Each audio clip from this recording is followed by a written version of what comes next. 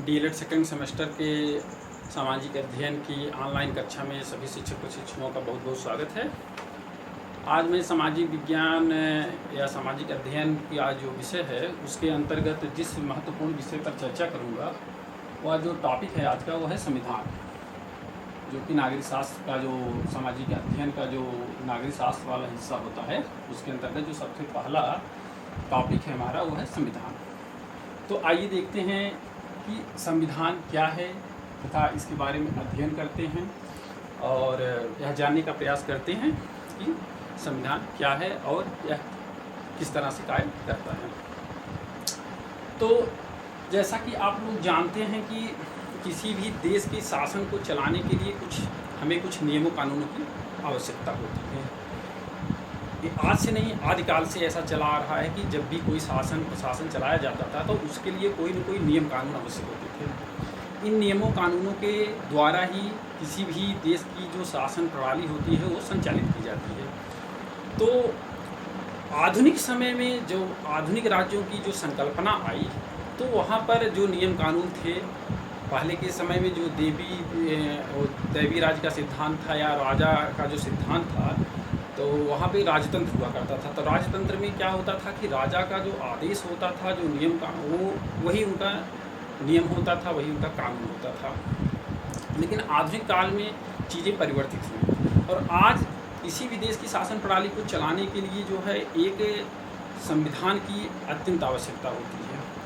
तो किसी भी देश की शासन प्रणाली को चलाने के लिए संविधान अत्यंत आवश्यक होता है। इसलिए आज हम इसके बारे में, इस महत्वपूर्ण विषय के बारे में जानने की कोशिश करेंगे। तो आइए देखते हैं क्या है ये। जैसा कि देखिए, संविधान जो है नियमों सिद्धांतों का समन्वय माना जाता है। और नियमों सिद्धांतों का समन्वय, जैसा कि मैं बताया, किसी भी देश की शासन प्रणाली को चलाने के लिए कुछ नियमों की आवश्यकता होती है, कुछ सिद्धांतों की आवश्यकता होती है। बिना किसी नियम, बिना किसी सिद्धांत के किसी भी देश की शासन प्रणाली को नहीं चलाया जा सकता।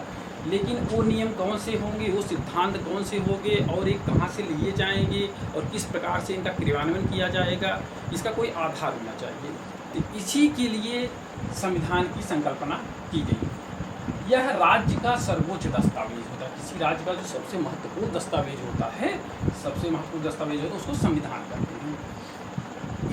इस संविधान में क्या क्या दिया रहता है, किस प्रकार से हमारी शासन प्रणाली चलेगी, इसमें कौन कौन सहभागिता करेंगे, कैसे चलाएंगे और कहाँ कहाँ पर हमारी शासन प्रणाली का विस्तार होगा, हमारे जो शासक हैं उनका अधिकार क्षेत्र क्या होगा, उनकी कार्यप्रणाली क्या होगी, हमारे अधिकार क्या होंगे, हमारे कर्तव्य क्या होंगे, इन सभी को संविधान में बताया गया है।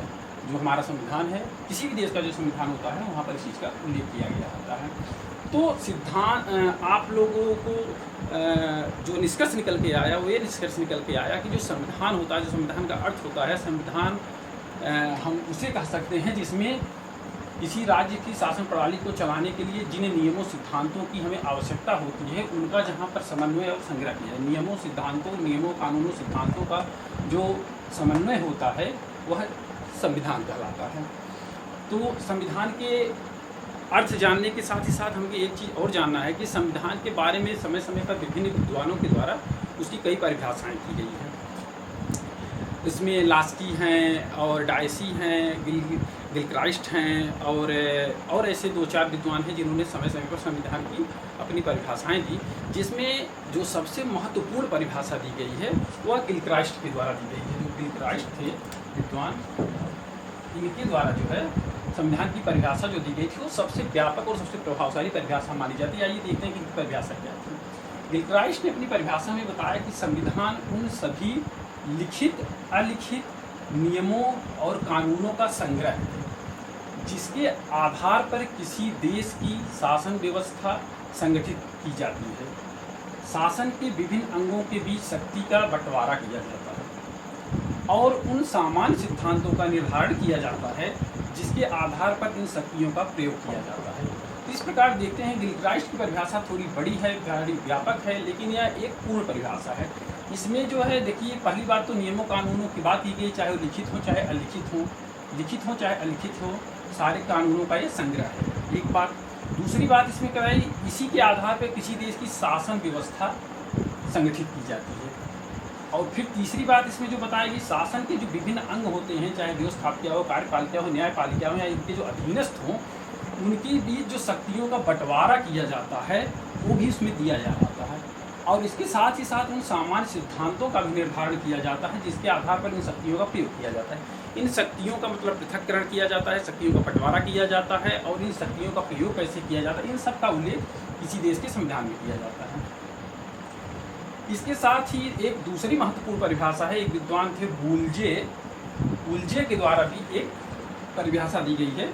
संविधान उन सिद्धांतों का संग्रह है जिनके द्वारा सरकार की शक्तियों, शासितों के अधिकारों तथा उन दोनों के बीच संबंधों का समन्वय किया जाता है। इनकी परिभाषा छोटी परिभाषा है, लेकिन इस छोटी परिभाषा में बहुत सारी चीज़ें समाहित हैं। उन सिद्धांतों नियमों का संग्रह है, ये बताया गया, जिनके द्वारा सरकार की शक्तियों और शासितों के अधिकारों, मतलब जो नागरिक हैं, जो सरकार है, सरकार के जो विभिन्न अंग हैं उसमें सरकार में सब आ गए, और शासितों के अधिकारों तथा उन दोनों के बीच संबंधों का समन्वय किया जाता है। इस प्रकार हम देखते हैं कि ये दो परिभाषा संविधान की अत्यंत महत्वपूर्ण परिभाषा है, और इन दोनों परिभाषाओं में संविधान के जो अर्थ है, जो संविधान का स्वरूप है, उसकी व्याख्या की जाती है। इस प्रकार हम देखते हैं कि संविधान का जो अर्थ है वह लगभग स्पष्ट हो जाता है कि इसमें जो है नियमों कानूनों की विवेचना की जाती है, वो नियम कानून जिनके द्वारा किसी देश की शासन प्रणाली को चलाया जाता है। और इसके साथ ही साथ सरकार और किसी देश में जो उसके नागरिक होते हैं, उनके क्या अधिकार हैं, उनके क्या कर्तव्य हैं, इन सब चीज़ों का भी संविधान में उल्लेख किया जाता है। अब हम देखेंगे जो संविधान था, अगर उसका अर्थ और उसकी परिभाषा स्पष्ट हो जाने के बाद जो दूसरा महत्वपूर्ण प्रश्न आता है हमारे सामने, वो होता है संविधान के प्रकार। क्या होता है? संविधान के प्रकार। संविधान का प्रकार।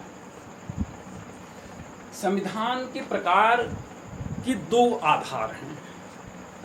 प्रकार में एक पहला आधार है उत्पत्ति। उत्पत्ति के आधार पर कितने प्रकार के हैं? उत्पत्ति के आधार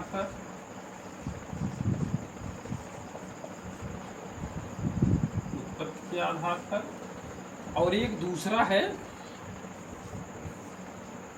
संशोधन के आधार पर या परिवर्तन के आधार पर। संशोधन, संविधान में समय समय पर संशोधन किया जाता है, या परिवर्तन के आधार पर। परिवर्तन के आधार पर संशोधन या परिवर्तन के आधार पर। तो एक है उत्पत्ति के आधार पर संविधान के प्रकार, और दूसरा है संशोधन या परिवर्तन के आधार पर। ये दो महत्वपूर्ण आधार हैं। तो आइए हम सबसे पहले चर्चा करते हैं उत्पत्ति के आधार पर संविधान कितने प्रकार का होता है। अगर उत्पत्ति के आधार पर संविधान को देखा जाए तो उत्पत्ति के आधार पर संविधान दो प्रकार का होता है। एक होता है विकसित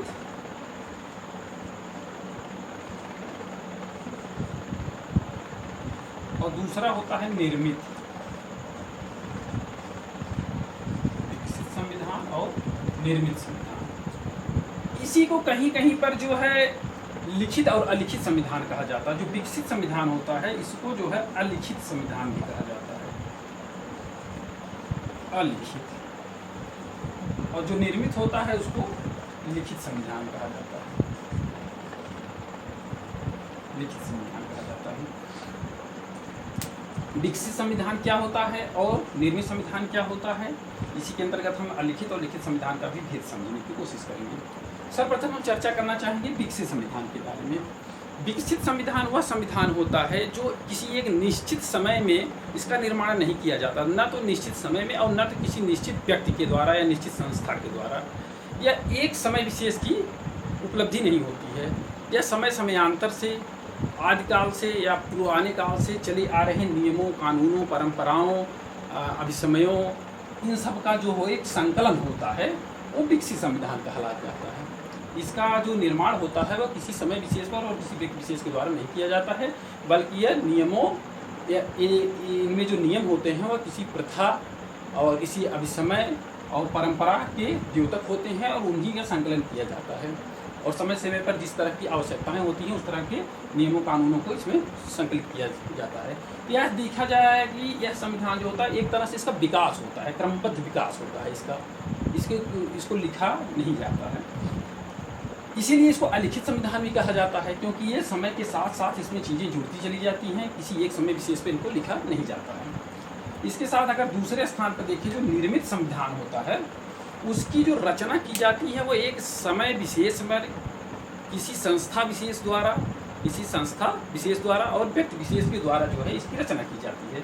जैसे आधुनिक काल में अगर देखा जाए तो जो संविधान बन रहे हैं उनका जो निर्माण होता है वो एक इसकी निर्मात्री सभा होती है, उसको संविधान सभा बोलते हैं।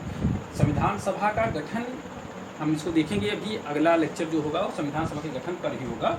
तो आप देखेंगे जो निर्मित संविधान होते हैं उनका गठन जो है संविधान सभा की एक निश्चित संविधान सभा के द्वारा किया जाता है। उसमें कुछ व्यक्ति विशेष होते हैं, उसमें वाद विवाद चर्चा परिचर्चा के द्वारा किसी भी संविधान का निर्माण किया जाता है। उसमें विभिन्न राज्य और प्रशासन संबंधी नियमों कानूनों का संकलन किया जाता है, इसलिए इसको लिखित संविधान भी कहते हैं। तो इस प्रकार हम देखते हैं उत्पत्ति के आधार पर दो तरह के संविधान हुए, एक तो विकसित जिसको अलिखित संविधान भी कह सकते हैं, एक निर्मित जिसको लिखित संविधान भी कहा जाता है। आइए अब हम देखते हैं कि जो हमारा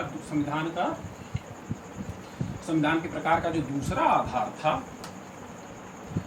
वो था संशोधन के आधार पर। संशोधन के आधार पर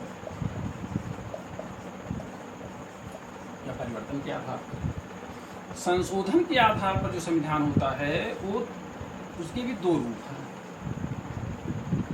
एक तो होता है लचीला नम्य, इसको नम्य भी बोलते हैं। दूसरा होता है कठोर संविधान। एक लचीला संविधान होता है और एक कठोर संविधान होता है। इसको जो है लचीला संविधान जो होता है उसको सुपरिवर्तनशील और जो कठोर होता है उसको दुष्परिवर्तनशील संविधान भी कहा जाता है। लचीला का मतलब आप समझ ही रहे हैं कि जिसमें जो है आसानी से परिवर्तन किया जा सके, समय के साथ जो बदलता हो। तो देखिए संशोधन के आधार पर जो संविधान होता है दो प्रकार का होता है, एक लचीला होता है, एक कठोर होता है। जो लचीला संविधान होता है उस संविधान की विशेषता यह होती है कि इस संविधान में जो विभिन्न प्रशासन संबंधी प्रावधान दिए गए होते हैं उनमें आवश्यकता अनुसार एक सामान्य संशोधन की प्रक्रिया अपनाकर इसमें संशोधन किया जा सकता है।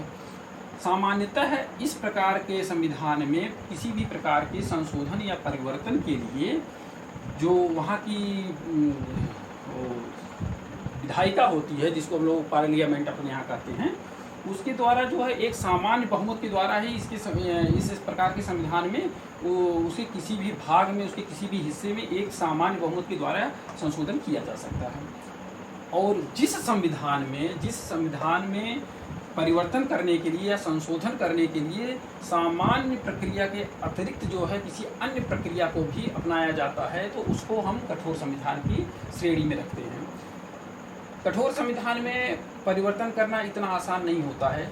हाँ, इसमें जो है संशोधन की जो प्रक्रिया होती है वो जो है सामान्य प्रक्रिया से हटकर होती है, इसलिए इसको कठोर संविधान कहा जाता है। आप लचीले संविधान में आप देख सकते हैं कि लचीले संविधान में ज़्यादातर उदाहरण दिया जाता है ब्रिटेन का, इंग्लैंड का संविधान, इसको लचीला संविधान कहा जाता है। और कठोर संविधान में आपका यूनाइटेड स्टेट ऑफ अमेरिका यानी अमेरिका के संविधान को कठोर संविधान माना जाता है। अगर आप इस संदर्भ में अपने देश के संविधान के बारे में जानना चाहेंगे तो अपने देश का संविधान ना तो अत्यंत लचीला है और ना ही तो अत्यंत कठोर है। इसके कुछ प्रावधानों में संशोधन बहुत आसानी से भी किया जा सकता है सामान्य बहुमत के द्वारा, लेकिन कुछ इसके प्रावधानों में संशोधन करने के लिए विशेष प्रक्रिया को अपनाया जाता है। तो इस तरह भारत का जो संविधान है उसमें जो है एक संतुलन स्थापित किया गया है। उसको इसको हम कह सकते हैं कि एक मध्य का है, ना तो अत्यंत लचीला ना तो अत्यंत कठोर, भारत का जो संविधान है। तो इस प्रकार हम देखते हैं संविधान का जो प्रकार है उसके दो आधार हैं। एक है उत्पत्ति के आधार पर, दूसरा है संशोधन के आधार पर। उत्पत्ति के आधार पर आपने जाना कि संविधान दो प्रकार का होता है, एक विकसित संविधान, एक लिखित संविधान। और जहाँ तक संशोधन के आधार पर है तो वहाँ पर एक लचीला संविधान है और दूसरा कठोर संविधान है। इसके अतिरिक्त संविधान में अगर हम देखें कि एक अच्छे संविधान की क्या विशेषता होनी चाहिए, ये भी संविधान में अत्यंत महत्वपूर्ण होता है। अच्छे संविधान के गुण क्या होते हैं, इसको जानना अत्यंत आवश्यक होता है। अच्छे संविधान के गुण, अच्छे संविधान के गुण क्या होते हैं, इसको भी देखना है। संविधान कौन सा अच्छा होता है। किसी भी देश की शासन प्रणाली को चलाने के लिए संविधान कितना महत्वपूर्ण होता है तो मैं आप लोगों को बता ही चुका हूँ। लेकिन संविधान, कौन सा संविधान अच्छा होता है, हर देश के लिए जो अपनी आवश्यकताओं के अनुसार एक एक संविधान बनाया जाता है। लेकिन कुछ ऐसी चीज़ें हैं जिनकी अपेक्षा की जाती है कि वो प्रत्येक संविधान में हो, और तभी उस संविधान को हम एक अच्छा संविधान कह सकते हैं। तो इसके लिए विद्वानों ने कुछ विशेषताएं बताई हैं जो अच्छा संविधान होता है। पहली बात तो संविधान जो है आपका संक्षिप्त होना चाहिए।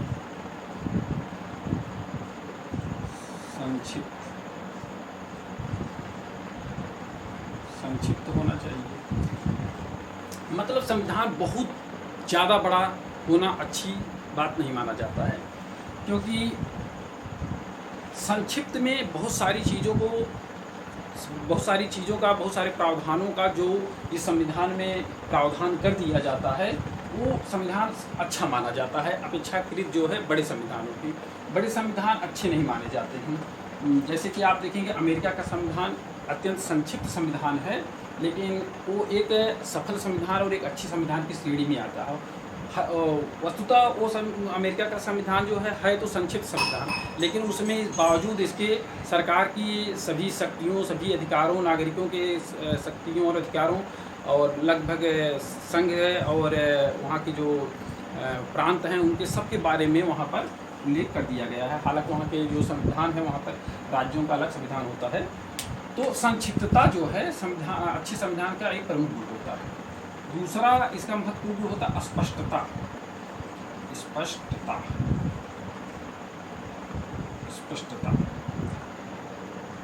संविधान की जो भाषा होती है वो स्पष्ट होनी चाहिए। अगर संविधान की भाषा में और उसके प्रावधानों को लेके कोई विवाद होता है तो वो ज़्यादातर इसी कारण से होता है। अगर संविधान की शब्दावली स्पष्ट होगी तो संविधान में विवाद की स्थिति बहुत कम उत्पन्न होती है, जिससे न्यायालय में जाने की जो आवश्यकता होती है वो कम महसूस की जाती है। और अगर संविधान अस्पष्ट रहता है तो ज़्यादातर जो है मुद्दे विवादित होते हैं और हमें बार बार न्यायालय की शरण में जाना पड़ता है। तो अच्छी संविधान का दूसरा प्रमुख उद्देश्य क्या है? स्पष्टता। तीसरा जो महत्वपूर्ण गुण बताया जाता है अच्छे संविधान की वो है व्यापकता।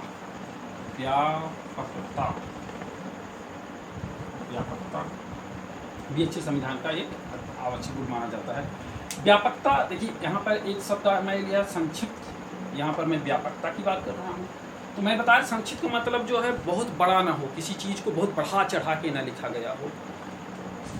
व्यापकता का मतलब होता है कि किसी भी महत्वपूर्ण चीज़ को छोड़ा ना गया हो, तो उसमें सारी चीज़ें हों, सरकार के बारे में, व्यक्ति के बारे में, सरकारी संस्थाओं के बारे में, नागरिकों के अधिकार और कर्तव्य के बारे में। तो ये सब चीज़ें होनी चाहिए। मतलब जो उसके महत्वपूर्ण सरकार जो उसके महत्वपूर्ण संस्थाएं होती हैं उनको हम इसमें जो है अवश्य समाहित करेंगे। ऐसा नहीं कि किसी महत्वपूर्ण संस्था को छोड़ दिया जाए। तो व्यापक होना चाहिए। और आप चौथा देख सकते हैं जो महत्वपूर्ण इसका माना जाता है लक्षण, वो है अधिकारों क्या मूल अधिकार है। ये मूल अधिकारों मूल अधिकारों का उल्लेख, प्रावधान इसका अवश्य होना चाहिए। किसी भी संविधान में सरकार की शक्तियाँ और उसके नियमन का के साथ ही साथ वहाँ के जो नागरिकों के मूल अधिकार होते हैं, अगर इनका उल्लेख संविधान में कर दिया जाता है तो इससे जो है व्यक्ति की स्वतंत्रता और अधिकारों में महत्वपूर्ण वृद्धि होती है और ये संवैधानिक अधिकार हो जाते हैं जिसके तहत किसी भी व्यक्ति के जीवन को हम जो है अत्यंत महत्वपूर्ण मानते हुए जो है उसके समस्त जितने आवश्यक अधिकार होते हैं उनको हम संविधान में उनका उल्लेख कर देते हैं। तो मूल अधिकारों का संविधान में उल्लेख अवश्य होना चाहिए। इसके साथ ही एक और महत्वपूर्ण जो गुण है संविधान का वो है अल्पसंख्यकों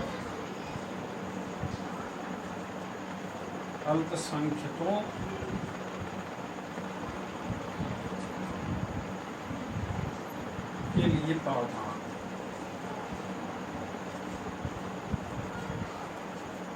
अल्पसंख्यकों के लिए प्रावधान अच्छे संविधान में का जो एक अत्यंत और महत्वपूर्ण गुण माना जाता है वो माना जाता है अल्पसंख्यक। किसी भी देश में किसी भी समाज में कुछ ऐसे वर्ग होते हैं जो संख्या में काफ़ी कम होते हैं, तो इसका मतलब ये कदाप नहीं होना चाहिए कि उनके अधिकारों के लिए किसी भी संविधान में कोई उल्लेख न किया जाए, क्योंकि जो हमारे देश का संविधान होता है वो पूरे देश के लिए होता है। उसमें प्रत्येक व्यक्ति प्रत्येक नागरिक के अधिकारों और कर्तव्यों का उल्लेख किया जाता है।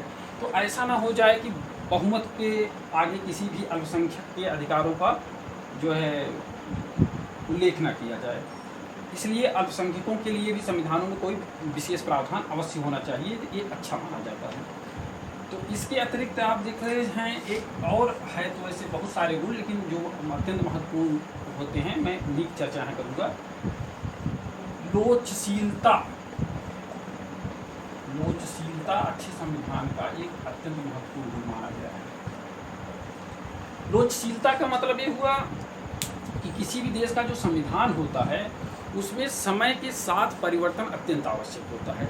ऐसा नहीं कि किसी भी संविधान को हम आज से 100 साल 200 साल 300 साल पहले बनाएं और उस समय की जो आवश्यकता थी, उस समय की जो परिस्थितियां थी उसके अनुसार हमने उसमें बहुत सारे प्रावधान किए, लेकिन बदलती हुई परिस्थितियों में बदलते हुए परिवेश में जिस चीज़ की आवश्यकता हो उसका भी समय के साथ जो है संविधान में प्रावधान किया जाना चाहिए और उसके अनुरूप जो है किसी भी संविधान में संशोधन करने की प्रक्रिया होगी। तो इस तरह का जो प्रावधान उसको हम लोचशीलता के अंतर्गत, मतलब समय के साथ चीज़ों को इसमें जो है समय के साथ संविधान गतिशील होना चाहिए, जिस प्रकार की आवश्यकता उस तरह के प्रावधानों को भी इसमें किया जा सके। तो इस प्रकार हम देखते हैं जो अच्छे संविधान है उसके बहुत सारे गुण हैं, लेकिन जो अत्यंत महत्वपूर्ण उसके गुण थे, जो अत्यंत महत्वपूर्ण लक्षण थे, हमने आज उसका जिक्र यहाँ पर किया। शिक्षक प्रशिक्षुओं,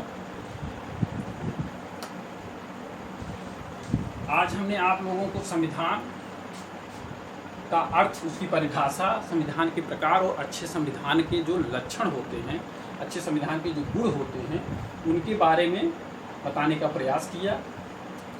इसके आगे जो है जो हमारी अगली कक्षा होगी उसमें हम स्पेशली हमें पढ़ना है अपने देश के संविधान, भारत के संविधान के बारे में। तो हम अपनी अगली कक्षा में देखेंगे कि हमारे देश के संविधान का गठन की प्रक्रिया क्या थी, किस प्रकार हमारे देश में संविधान का गठन हुआ और फिर उस संविधान की क्या क्या विशेषताएं हैं, सब चीज़ों को हम अगली कक्षा में देखेंगे। तब तक के लिए have a nice day, thank you.